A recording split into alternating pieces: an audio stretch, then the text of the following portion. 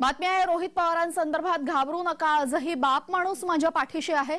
ED चौकशी आधी रोहित पवारांची ही प्रतिक्रिया समोर आली आहे।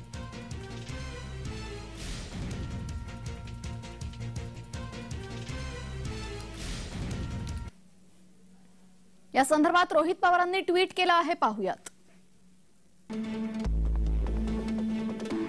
ईडी कार्यालयात चौकशीसाठी जसं सहकार्य केलं तसंच आताही अधिकाऱ्यांना पूर्ण सहकार्य करणार।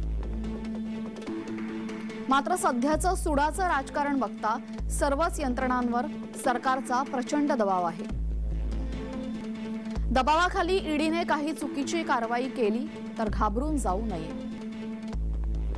सुप्रियाताई आणि स्वतः आदरणीय पवार साहेबही माझ्या सोबत आहेत। या वयातही महाराष्ट्राचा हा सह्याद्री कणखरपणे पाठीशी उभा राहत असेल तर आणखी काय हवंय।